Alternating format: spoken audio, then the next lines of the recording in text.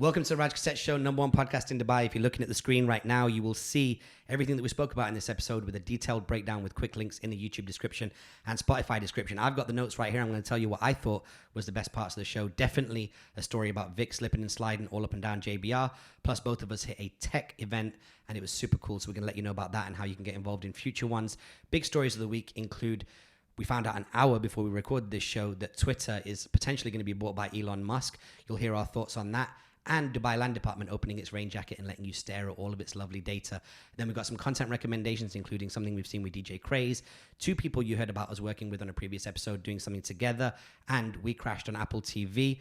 It's just a super episode. Enjoy it. Vic, run the music.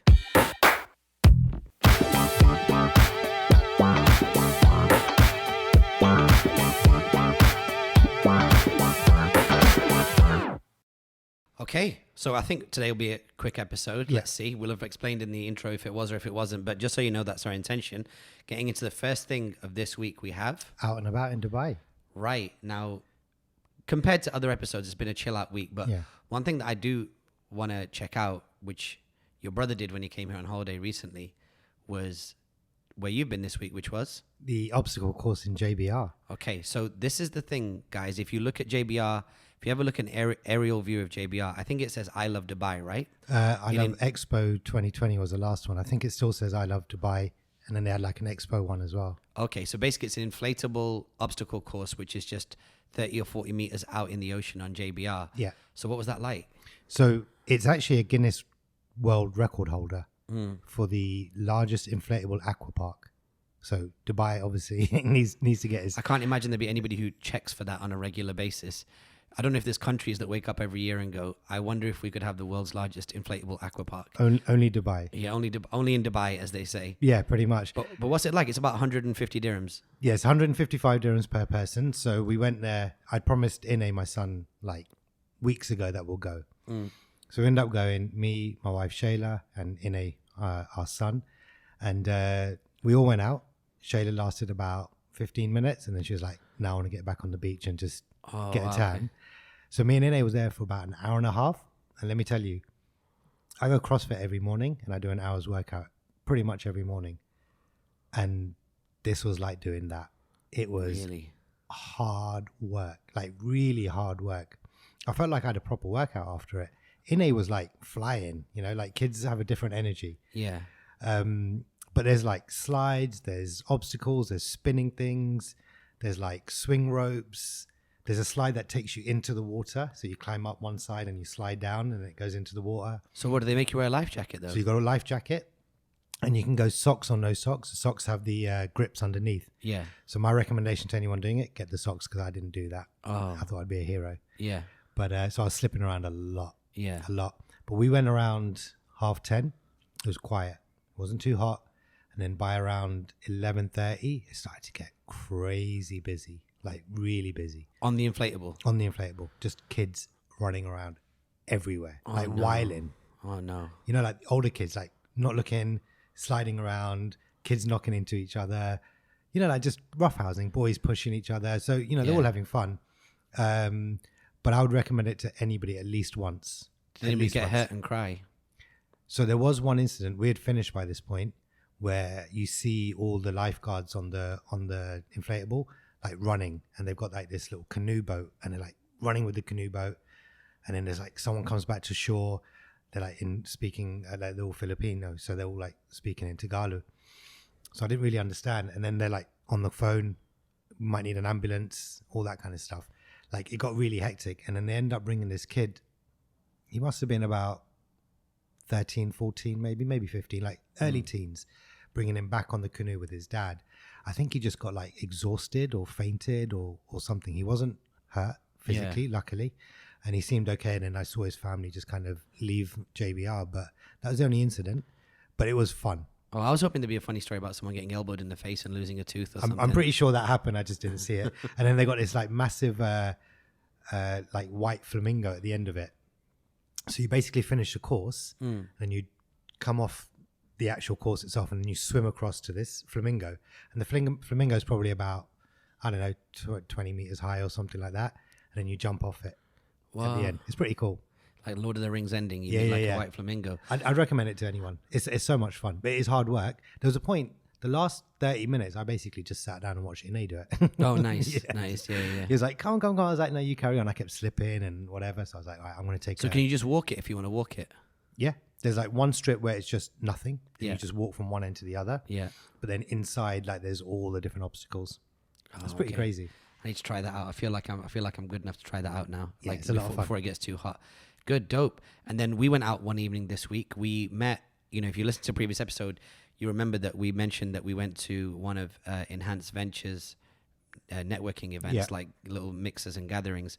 We met a cool guy there over the Notion software that we've discussed, a guy called Gary. And we went out to his event this week, which was Taco Tuesdays. Yeah. So we went to that Enhanced Ventures event quite some time ago. It's been about 3 months or maybe just a little bit more. And the first 2 Taco Tuesdays we missed. We were working or there was something going on. Oh, yeah, we missed a couple. Yeah, we missed 2 since we knew about it. Okay. And then we went on Tuesday. And I got to say, like, when we think about, communities, networking events and things, and, we have my friends, your friends, and we're obviously very proud of that. There's a great bunch of people. It's an amazing community. And although his community is smaller, it's a bit more niche. It's a really, really good community. Everyone knows each other. Everyone's cool. Everyone's open to a conversation, an introduction. And everyone was just there to have fun, but also kind of network as well. Yeah, really, really. I love these normal Dubai nights, like just regular folks out and about doing their thing. Yeah, and they had a good offer on as well. It was like 140 dirhams, unlimited margaritas, and the food was good. Yeah. I mean, I've been there a couple of times. Once it was great, and then another time it was less good. And then when we went the other night, it was really, really tasty. We had some tacos.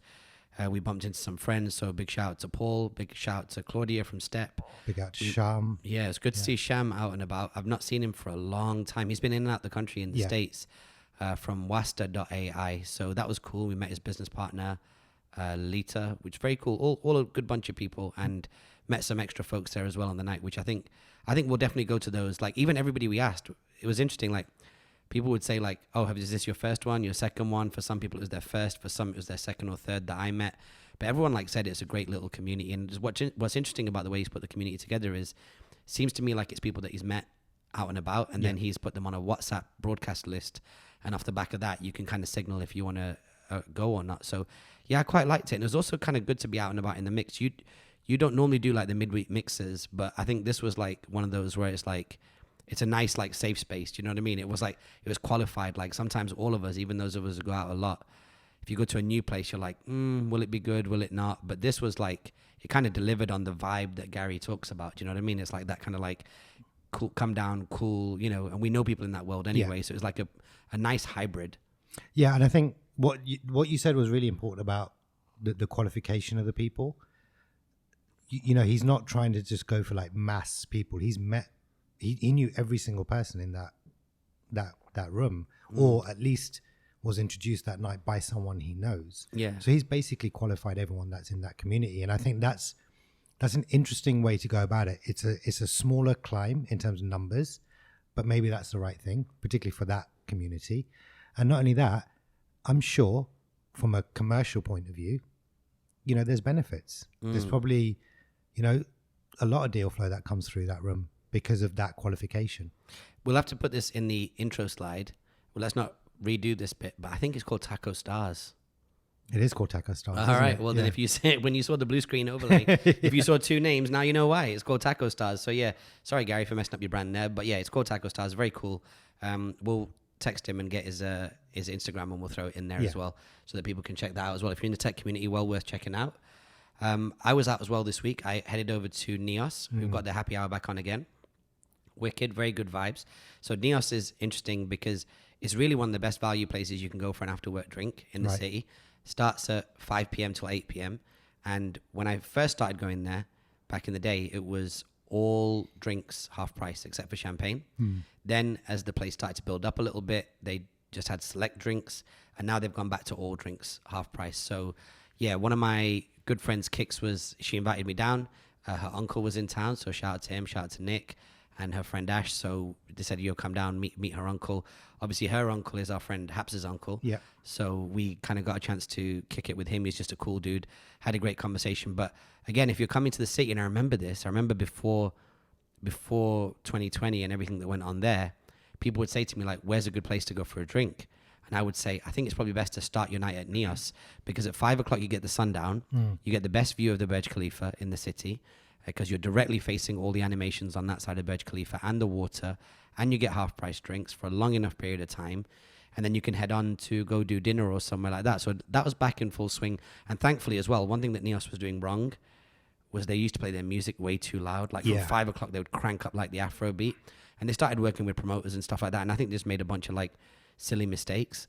But now, at least the night that we went, it was very, very chill. And then what we also did after that, and I didn't get any pictures of this because we just munched down the food so quick, but our friend Sheena's, who's a hardcore foodie in the city, said that her favorite spot to eat at for Arabic Lebanese food is Al HALLAB, which is on the 3rd story of the Dubai Mall. As soon as you walk in on the public pizza side and the salt burger side, Where coming off the boulevard and all that is, yeah, just above Yo Sushi. Yeah, so when you come off the boulevard and you hit the roundabout, that's where it is. And yo, man, for real, that place was so good. Yeah. Unbelievable. Like, I mean, I love like Sile Nam here in Business Bay, but yeah, this place was even better. Is it reasonably priced? Typical like Lebanese pricing. Like you're talking about 60 to 80 for a main. Yeah. Little appetizers and whatnot, like potatoes and stuff might be like 30, 35. So it's not cheap. Yeah. But it was delicious. It was as good as Sheena said. So yeah, definitely loved eating there. So 2 big like munchdown recommendations. Oh, and then also another dope space that we went to as well was in Dar Al Wasl Mall. Me and my man Sal, he was breaking his fast or whatever, so we went to Moon Slice Pizza, which, by the way, I was told by Kix, who I went to Neos with, that I should not take anybody else to Moon Slice Pizza. The way she said it was a little bit more ghetto. Well, as opposed to like not anyone but her? Not anybody but her. Oh, really? So you can mute this out, but she goes, "You better not take Oh, really? to Moon Slice Pizza." So I said, "Sure," and I technically didn't break that because I took Sal. Yeah, so you can mute out when she said, "You better not take any," and then we'll just mute that out. But like she we had like the illest meal there when she and I went, and then when me and Sal went, we both just like munched down crazy. And actually we had a pizza each, and I think he had like a starter, but I definitely couldn't finish. I think we both had a soup, but we couldn't finish like the food that we had. It's really, really, really tasty, dude. And like incredibly good food. That's in that mall, right? Where my it's opposite Myocum. Yeah. I really like that mall. Yeah, it's really great. cool. It's got a bunch of amazing food spots. Yeah, a lot of like local Arabs hang out there as well because the coffee's really good. Oh yeah, like it's a What's fire that place. Drip. Is it Drip? Yeah, I like that place. Yeah, that coffee's good. The coffee's really, really good. Sometimes I don't feel like they've got a good mix of seating in there, but not all the seats are comfortable. I feel, but like it is great coffee. And if you're in, but everybody does great coffee. Myocum does great coffee. Myocum's got like an incredible veggie menu. We did obviously Taste Buds there, one of our events. Reef has got a restaurant there as well. We went there with Tahir. Oh yes, we did. Yeah. It was incredible. So that was a dope meal. So there's some good little food recommendations. I wonder if like food recommendations just becomes a breakout from out and about in Dubai. So that's where we've been out and about this week. And then of course we got news from the week as well. So we picked out a couple of stories that we think are important. And the first one would be the Dubai Land Department makes all real estate data publicly available, which is a big change. Yeah, it's a big shift forward, I think, for Dubai. Yeah, I mean, essentially, it takes some of the mystery out of the market. There is Dubai has always traditionally been a market where, you know, the more you know about it, the kind of people that you know, some of the nuances about how the market works, it takes a bit of time to figure it out. I think this is a really good step by the Dubai Land Department, because now you can basically just look at like various ownership contracts and sale prices, and that's just going to give a little bit more confidence in the market. Like I think that combined with like a good real estate guy like Tahir, just as like the icing on the cake, means that there's going to be a lot more people that want to buy properties here. And we've seen with everything that's going on with various different conflicts in the world and a lot of like new money coming into the market, whether it be through crypto or other means, that there's a lot of those people are coming to Dubai and just straight up buying properties. Yeah. So I think they've timed it absolutely well. I think this was always in their plan. They like Dubai, you know, the whole of the UAE, but Dubai specifically, I think it's very strategic in the vision, right? They're thinking about first year, second year, third year, 5 years, 10 years, 15, 20 years, right? So I think they might just move the deadlines on when to drop these announcements or when to actually do these things based on, the kind of global market. So yeah, from that point of view, yeah. But I think what's interesting about the way they're doing things at a faster pace in the last maybe 12 to 18 months, like pandemic and everything, is that it feels like they're bringing everything forward. It feels like they're just bringing everything forward, like this, for example. And then I also see a lot of like new things on the road, and this is a weird one, right? So just bear with me. I saw a sign saying, on the electronic like signs on the motorway or whatever, saying, stop at the zebra crossing. Now we know that's what you should be doing, but it doesn't always happen here. No, not at all. But they're actively promoting like safe driving. They're putting in measures in place for delivery drivers on their motorbikes, like, different ways of kind of keeping them safe on the roads. It just feels like they're expediting everything to make it a better place and a more transparent place and a safer place for kind of everyone, really. Yeah, the transparency thing's pretty interesting because Dubai's like doing a very, very good job at the moment if you're working in the market here in terms of like international compliance. So now there is like communication between the banks and what you earn here versus what your native tax should be in your market, which is something that only America did before. America wanted a share of your global earnings, and then they had systems in place for American citizens that worked in other places and earned in other places. South Africa's another place that has kind of like that extra net. Yeah. But now there's a whole bunch of countries that are now openly sharing and talking with each other about finance. So I think that's one thing that the world is doing really well, but Dubai's fully involved in that. Then you've got VAT. Yeah. Next year you got corporation tax coming, or this year, whenever it is. But like it's basically like Dubai saying like, oh, you want compliance? Like we're in. Do you know what I mean? Because it's also going to make it a lot more frictionless for people like us that outside the last 2 years travel in multiple countries and do business in multiple countries. It means then that if everything comes back to HQ, which is here in the UAE, and there's ever any need for like compliance check or audits or whatever, that you're building something which is to an international standard. And I think what's going to be useful for that is a bit of an early prediction, but I think that's also over a 10-year window also going to lead to like better M&A. Yeah.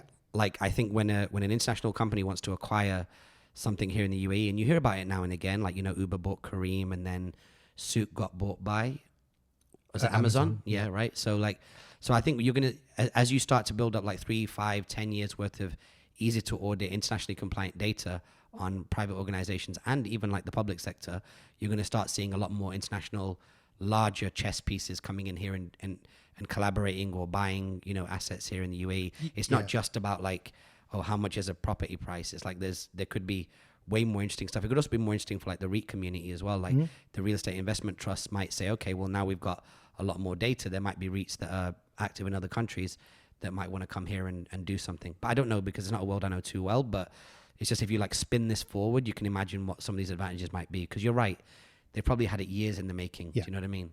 Yeah. I think, and they're just looking at global market conditions and going, okay, how do we react? They're very smart, the government here, in the way that they're doing things, because the way the whole kind of point of what they're doing is to open up Dubai to the world, right? Whether that be for people, tourism, investments, companies coming over, whatever it might be. So they're already thinking about that. And the great thing about it is that they're not reinventing the wheel at all. Like, this is done kind of everywhere in the world. That's why I believe they've got this planned out so well. They know what they want to do, and they've had some timelines within which to do it. But I just feel like they're reacting to the market and just bringing things forward, which I think is only a good thing. Yeah, I think they probably, most of them react. I think they probably got these things in place, but they're just changing the order. Like they're bringing these things. You're right. They're bringing them forward, and in many ways, they're kind of like, for nerds out there, they're kind of like building APIs. Do you know what I mean? They're making it easy for people to like plug in to the operating system that is Dubai, the business operating system, the social operating system. So yeah, it's really, really, really good. So I think there's something to watch. I think we will, in time, as maybe what we'll do is we'll take 3 or 4 of these stories, big stories, over a 6-month window, and then we'll get to hear back on the podcast, and we'll talk about them on an individual basis, but then also how they kind of like Lego lock into each other. Yeah, I think that's a good idea. And also we should get some of these stories and just keep an eye on them, and we'll just refer back to them in future episodes. And let me just say this, if you are looking at buying real estate in Dubai, or if you're looking at setting up a company over here, or having any kind of interest over here, give us a shout. Hit us up on the Instagram at Raj Kotecha or Raj at creativecontentagency.com. We have incredible relationships in the city where we can expedite things and get them put through for you. So if that's something you're thinking about, hit us up. Next. Elon Musk offers to buy Twitter. Which we only found out about an hour before we started taping this show. So what's happened is, just give us the high level numbers real quick. So he's made a cash offer of $54.20 a share, which makes it a valuation of $43 billion. Mm-hmm. And that's a 54% premium from its closing share price on January the 28th. Which is an interesting thing for Bloomberg to write about, because January 28th is just a bit random, because it is 54% premium on that closing price, fair, but it's not that today. No. It's nowhere near that in terms of a premium. You might want to pull up today's share price just as a kind of like thing to throw in there, but it basically gives it says it gives it a value then today of 43 billion. What's interesting though is in Q4 last year, the share price was naturally at $70. Twitter was having a hell of a run, and it was doing quite well, like, on the stock market. So actually 54, you can say that, okay, it's a 54% premium on January 28th, but it's down. It's like down by a good amount. Like, you're talking about more than 20% on its high in November. Now, $54 a share. And by the way, notice he's put 420 in there. Yeah. 5420, because he made a big deal of that when he was on the Joe Rogan podcast. But if you think based on the economy right now and the fact that there is potentially like a recession looming, $54 must be the equivalent of $70 based on the economy we're about to go into, and the fact that there's going to be like quantitative tightening now, and interest rates were just announced yesterday in the US. They said 8.5%, which is super high. Yeah. Sorry, not interest rates, inflation. Inflation, yeah. So with all that being said, the question is this just another chapter or another layer to the theater that he's been creating since he bought a 9% share?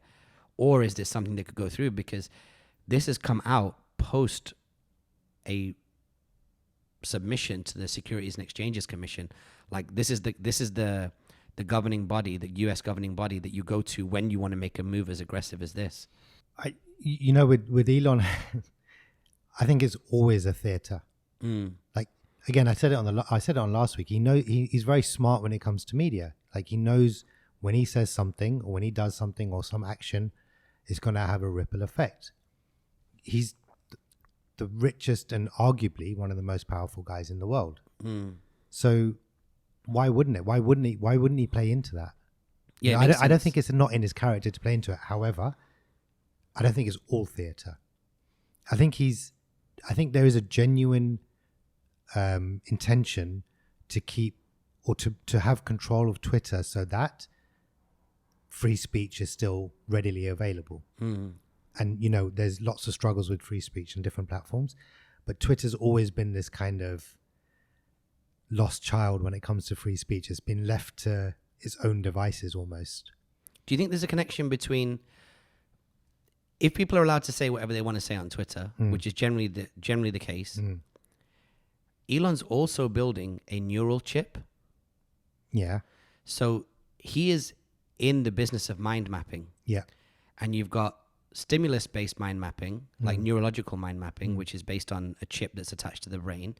And then you've got social or crowd mapping, which is more like sentiment analysis. We spoke about this in the last episode, which is that there are companies that make hundreds of millions of dollars offering listening apps, which just constantly are running searches on Twitter to try and figure out, okay, is public sentiment here, is public sentiment there?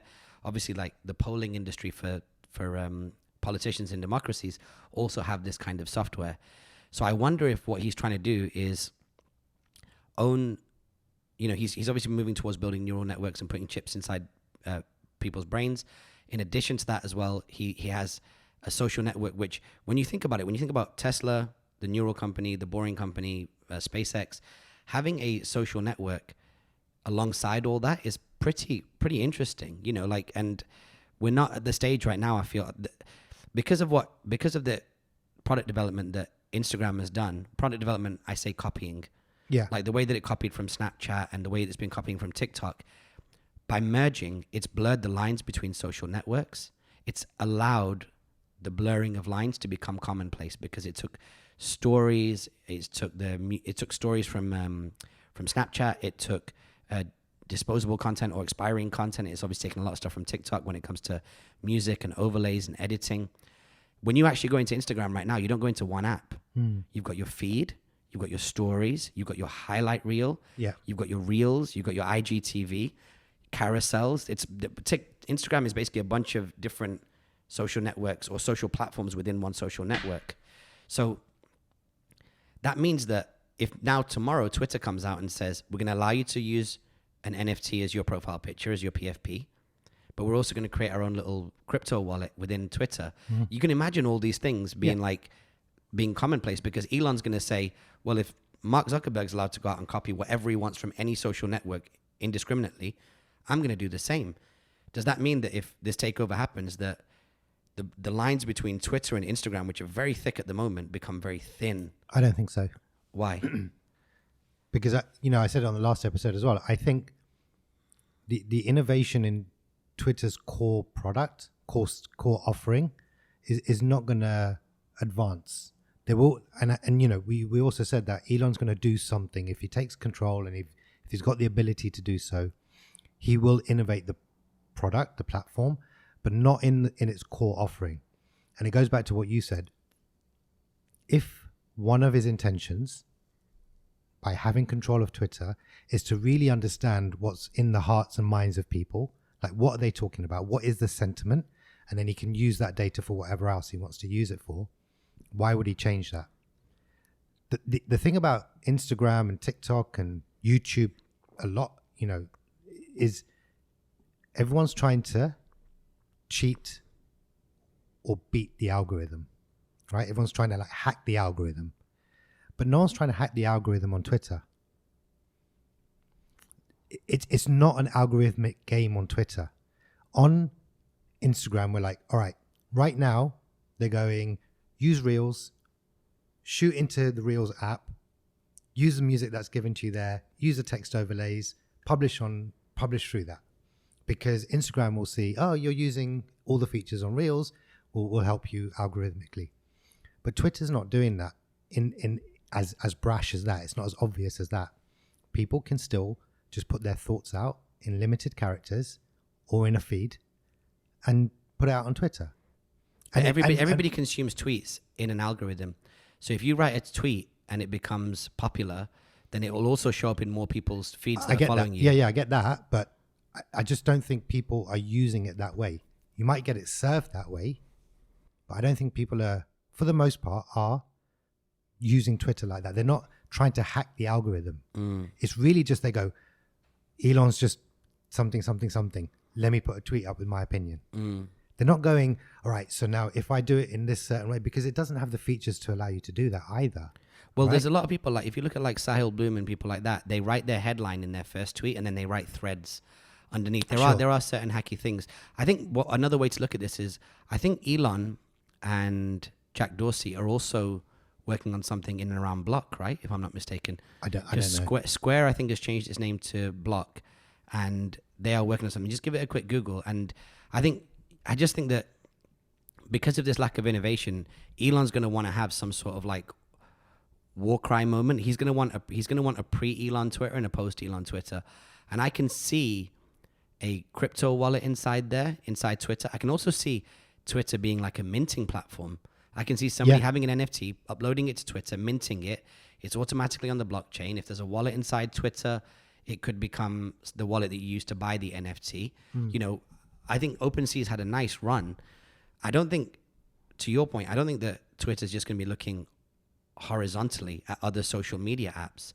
I think it's going to be looking at other apps like FinTech, and Twitter might say, okay, how can we get a slice of what OpenSea is doing? Because OpenSea has just merrily been rowing its boat up and down Web3 and making doing billions in turnover every quarter.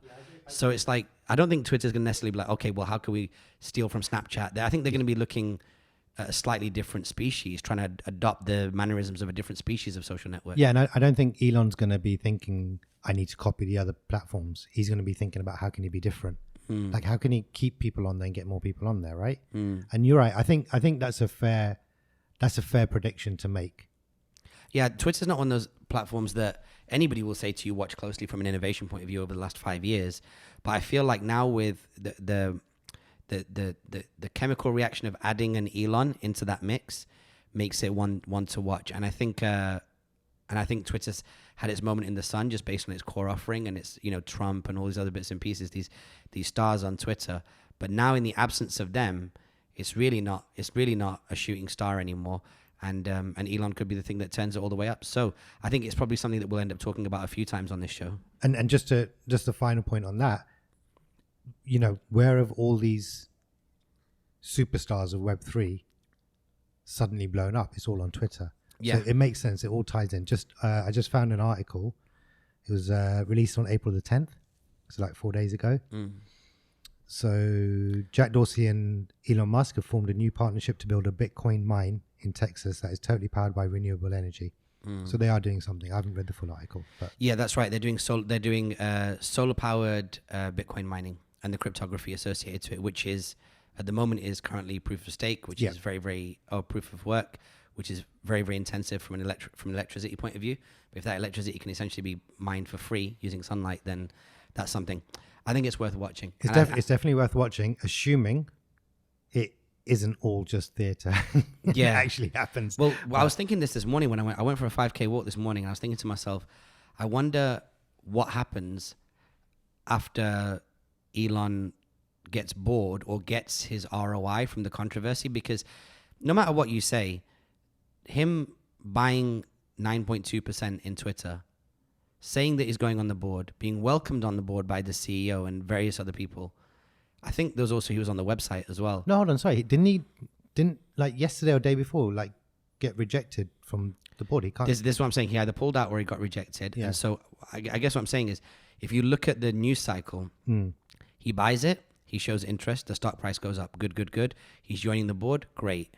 Then he makes a few errors. He says, let's take the W out of Twitter and all these other stupid things. Now he's not on the board anymore. If he's like, look, either this is my ball and I get to play with it, otherwise I'm leaving it. Because he has said in his public statements that if this deal doesn't go through, I'm maybe not interested in owning any of it. And so for somebody to come in and aggressively buy it and then aggressively sell it in one chunk, let's say, that's going to play with their stock price. And it's always, then it's going to be Elon participating in the ownership of Twitter will then actually become like a long-term natural disaster. It'll be like a 3-week, 4-week, 5-week moment where he went in, aggressively bought, meant to go on the board, didn't go on the board, tried to do a hostile takeover, that happened or didn't happen, and then eventually, let's say the hostile takeover doesn't happen, and he sticks with his word and he sells his shares back. You're always going to have a deep scar in the history of Twitter of the fact that this person could, he's already a market maker, but what happens when you focus that in at a micro level on a private organization? It's not private, it's public, but it's something whereby like it's still an organization that's a non-government organization, right? Yeah. So it's interesting to see. Let's see how that one plays out.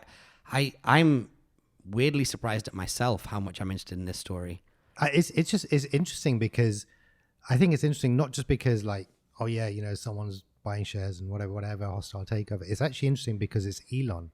Like it's the same thing we were talking about with Kanye.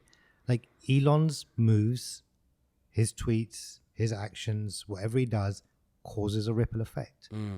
And we're interested in the tech world. We're interested in the business world. We're interested in Elon, all of that stuff. So why wouldn't we be excited about something that's happening in that world, particularly this big? I mean, this is probably one of the bigger things to happen in that world.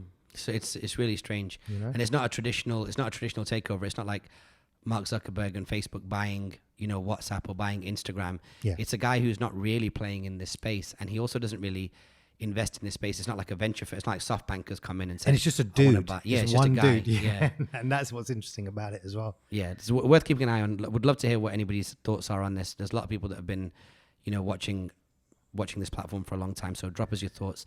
And then finally. So something that we haven't done for some time is a bit of an update on the 4Ps. Yeah. So, I know that we said we weren't going to talk about this, but I feel like it's, for those who want to know, they'll find this information useful. So a couple of weeks ago, we engaged basically the world's best course creator on, to kind of like work with us. And it's not cheap for sure, but he is helping us construct the course, because we have this very successful course, the 4Ps of content.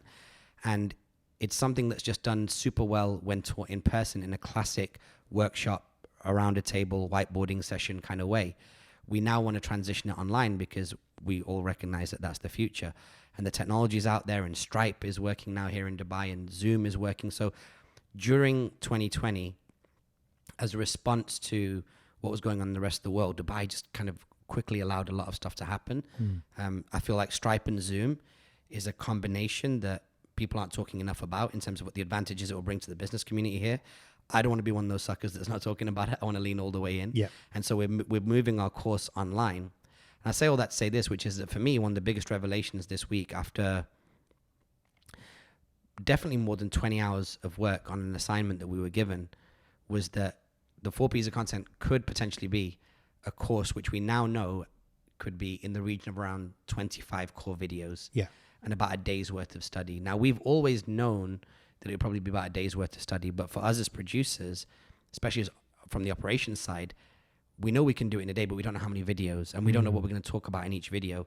And one big conclusion that we came with this week was that we now know how many videos we need to create to make the 4Ps. As it stands on paper at the moment, is 23, but we know that it's probably going to go a little bit over as we break apart some of the modules.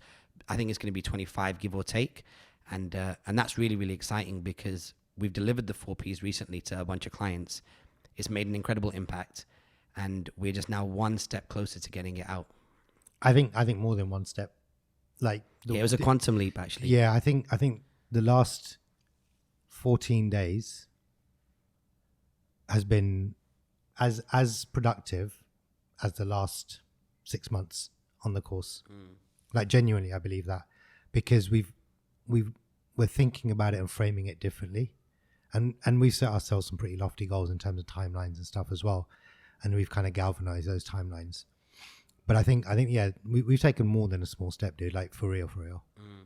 I'm actually really proud of the work that's come out of the last 14 days.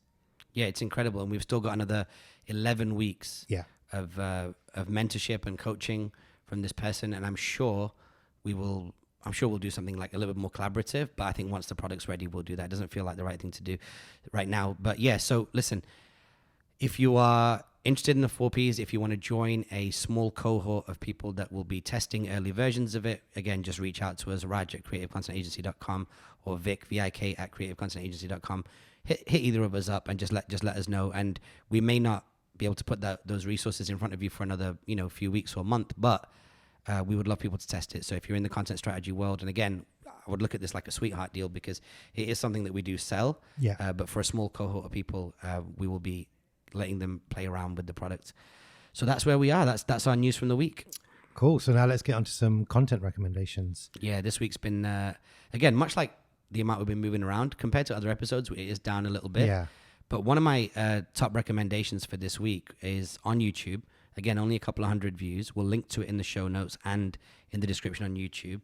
Is Cathie Wood's latest interview on Bitcoin hitting 1 million, crypto and DeFi. Now, of course, Bitcoin hasn't hit 1 million, but what she is doing is she's at a Bitcoin conference. She's outside and she does a really, really long interview. Now, what's really interesting about her fund, the ARC fund, is that I've not seen Cathie Wood ever actually speak. And she's really cool. Like she's really, really, really smart. She talks about the interest both on the Democratic side and the Republican side when it comes to cryptography in general, like cryptocurrencies in general and Bitcoin. She also talks about the fact that, her fund has been a bit of a darling fund for the last 5 years, but over the last year, maybe not so much. And she talks about the overall performance of the S&P and just really, really good. I think if you're interested in, I was actually going to text this to you guys. I was like, watch it, and there will be things in there that are probably worth a Google, like a pause and a Google, which is the way that you kind of have to learn nowadays. It's like, I didn't get it, pause, Google it, come back, re-listen to it, understand how it all blocks in together. But that's a really, really good interview. So I definitely recommend checking that out. Cool. And And then your next one is something I'm looking forward to see. We Crashed, Apple TV, with Jared Leto, I think his name is. Jared Leto, yeah. Yeah, actor, super good. He's got long hair in this. There's many times where he looks a little bit like Jim Carrey. Oh, is it? Yeah, if you go to my Twitter, there's a picture which I posted. I texted it to D from group chat. I was like, this dude looks scarily like Jim Carrey. But yeah, it's great. And Anne Hathaway is his wife in it. What I love about it, and this isn't really something to start with, but what I really love about it is neither of them were scared of media or scared of the attention. And so on their journey as this couple that built this organization, WeWork, they took a lot of like iconic photos, and they make a deal. They make a big deal in the show where you're like, oh, they're taking these iconic photos, or what feels like it. Like, let's say it's a magazine cover. And then I guarantee you, if you're a nerd, you'll be sat on your phone, and let's say they do the cover of X magazine, you'll type in their names and be like X magazine, and then you compare the one that they shot for the TV show to the one that they shot for the in reality, right? It's really good. And the actor that plays, so Scott Galloway's got a character in the series, yeah. Okay. So the actor that plays Scott Galloway, his last name is O'Coin. I think his first name is Kelly. So Kelly O'Coin, he was on one of Scott's shows. He was on Pivot. And Scott made the point, he goes, it's really scary how, even though Scott's character was based on Scott Galloway, and, you know, he's referred to as Scott at some point, so nerds know who it is. Scott Galloway said, it's really shocking that they didn't just like make a moment out of it. They actually used the exact words that were said. So I think they were at a JP Morgan private event, and they brought Scott Galloway in to do a fireside with the CEO of WeWork.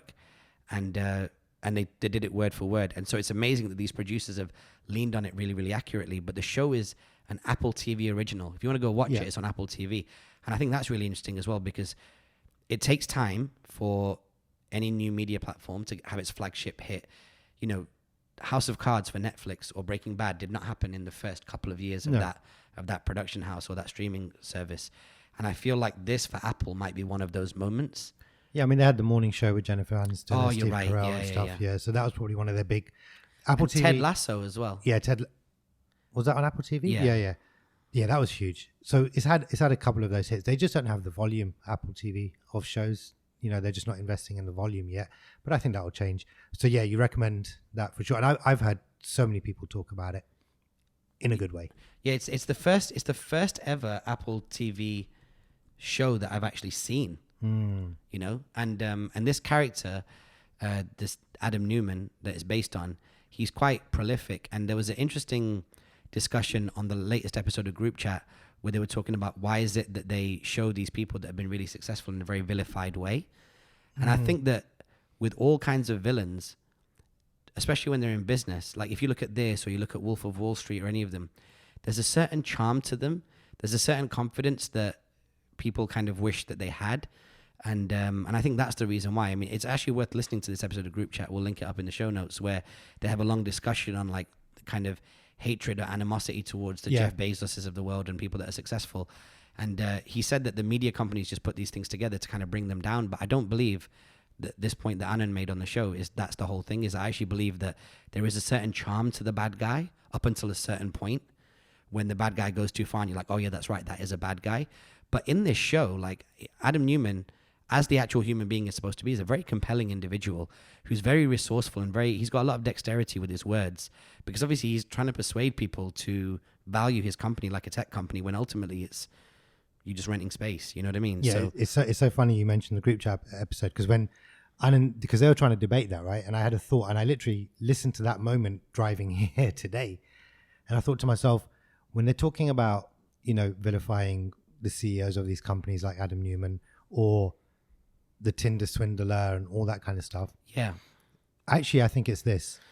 There's two sides to it. There's one where the villain, the quote unquote villain, there's a certain aspiration, because the good person, the person that, you know, achieves some, huge amount of success, but on a moral path, versus the one that doesn't. They both have the same kind of attributes. They've just used their skills for the, two different things. So it's like when they say like, people on the street could be good businessmen type thing. Yeah. Right. So there's this kind of aspiration, everyone wants to be charming. Everyone wants to kind of be the leader. Most people, everyone kind of wants to have that level of success, but they want to do it in the right way. So like you said, but when it gets to that point where you're like, oh, that's shady, I wouldn't go that far. Yeah. So there is this kind of aspiration to the character, to the personality.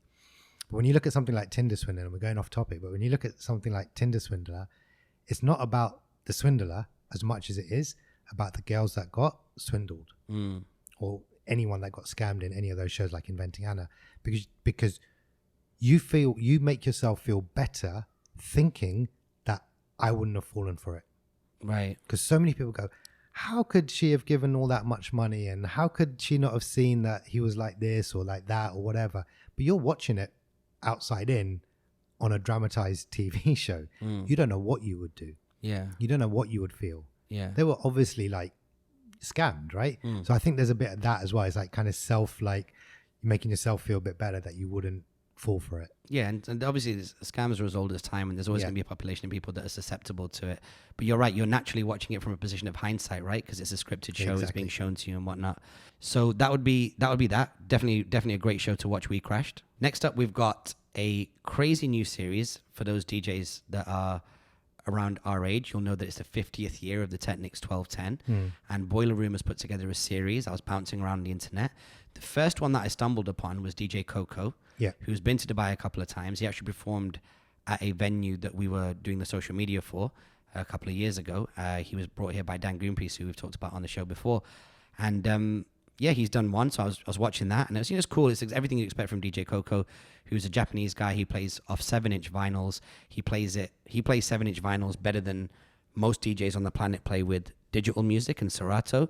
So it's incredible. I was enjoying it. Then I looked on the right-hand side, and I saw the DJ Craze had done one. Now, in sad news, if you live in the UAE, Warner Music suckers have taken the video down, so you can't watch it. However, we will put the URL for the YouTube video and the PureView link, which goes around YouTube and displays it without ads. So hopefully, guys, if you're in the descriptions, you get a chance to watch it that way.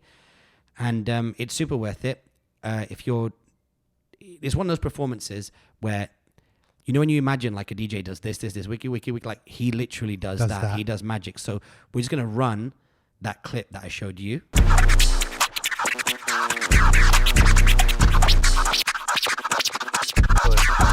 Which I think we can all agree that's insane, what he's just done there. It's pure madness. Like I watched it. I mean, you ran it back to me like 10 times. Yeah. And you still like need to figure out what he's doing. And then we put it in like, slowed it all the way down to like 0.25. Yeah. And even then it's like, it is bananas what he's doing. Yeah, it's incredible. So if you get a chance, or if you can use those links, or if you've got any other means to check out that content, of which I have no idea about how you do that, then make sure you go ahead and check that out. And then finally, this was a nice moment. Yeah. Lewis Howes on Stephen Bartlett's show. Yeah, Stephen Bartlett's podcast is called The Diary of a CEO, I believe. And what's amazing about this, and I've not seen it yet, I just saw a micro clip on social media, but what was really nice about this is we were in the room when they first met each other. Yeah. They said that, they both said independently that they've been on DM for a long time, but we were there for that first kind of like what's up and hug. So that was dope. And then there was word back and forth about who's going to be in LA when and who's going to be in London when. Looks like Lewis was in London. They've recorded it. We haven't seen it, but I can imagine it'll be good. And because when we interacted with both these people as part of a shoot that we were doing with Spencer Lodge, I kind of imagine, you're kind of attached to those two people now, and I want to see what that proper conversation's like. Yeah, I've not really seen a lot of Steven's stuff on his podcast, but that one I'm definitely interested in seeing because we've seen them live, we've interacted with them kind of backstage, so we kind of know what their personalities are, and I think it's going to be a great episode. A lot of people were saying that Spencer Lodge's interview was the best thing that Stephen did on stage whilst he was here. Yeah. And a lot of people didn't want that interview to end. And then, of course, there was some content that was at the Opera House after Stephen came off that everyone was like, man, it's nowhere near as good as just letting Stephen speak. And Stephen has taken a whole bunch of those clips from his interview with Spencer and put them on his Instagram. I feel like I've seen at least 3 separate ones. Yeah, I've seen those. Yeah. And what's incredible is me and you were sat stage right, and I was sat on the floor watching it, and I was like turning around to you being like, micro clip, and Steven's taken those micro clips and put them on his own Instagram. So highly recommended. Shout out to both of those guys and their teams. And then as we exit on out of today's show, we've got our shout outs. So we mentioned them earlier. Damn, we kind of already did. Yeah, but let's just do it. Okay, so shout out to Gary, Taco Stars. Taco Stars. We get it right this time. Yeah. Sham and Lolita at Wasta.ai. And then Claudia and Paul. Paul has an interesting company. We won't give away what he's doing, but he's an interesting entrepreneur in the region, solving something which has there's definitely demand in the market, and there's definitely like a whole bunch of moral and ethical upside to what he's doing as well. So we'll get him on the show at some point. And of course, Claudia and Paul and Claudia are now engaged. So congratulations to them. Cool. Okay. I think we're done. Man, that was a short one. Do we need to call Alex and see how his knee is? You say it's a short one. It was still 50 minutes. Okay, ring him. Let's see what he says. Yeah, we'll do a little bonus bit at the end for his little freak cult following to see how he is. Nice and loud on your speakerphone.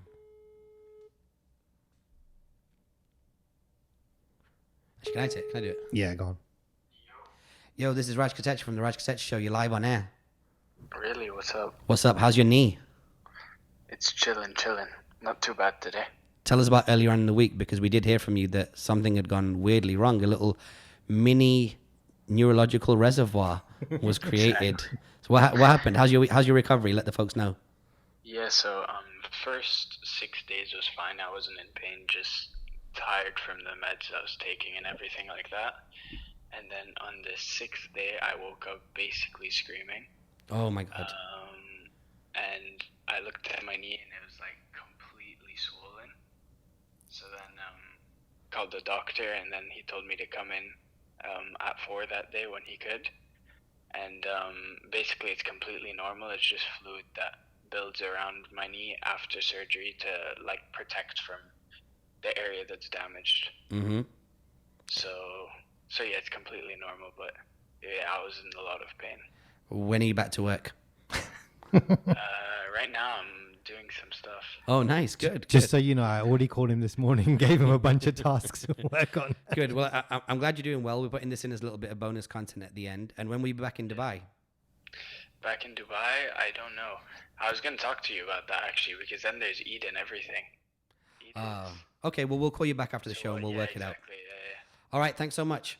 All right. Talk to you soon. Bye. How do you switch this Android off? I'll give it to you. Okay, so cool, wicked. So that's a little bit on Alex. If you enjoyed the show, which I hope you did, make sure you give us a 5-star rating on Spotify. Also, Spotify gang, I really apologize if we've messed up your data, if you're consuming this out and about, because now we are also available in video form on Spotify. A couple of weeks ago, we were approved, but we didn't really apply, but we were told that we can now do Spotify video. So we're uploading video versions of this on Spotify. So if you're in Wi-Fi, that's a really good way to consume the show. We're also, of course, on video on YouTube, so give us a 5-star rating. So subscribe to our YouTube channel, youtube.com/Raj Kotecha. Hit the notification bell to get these episodes nice and early. Leave us a comment and a like, helps us with the algorithm. And of course, a 5-star rating and review on Apple Podcast. And until next weekend, we are out. Peace.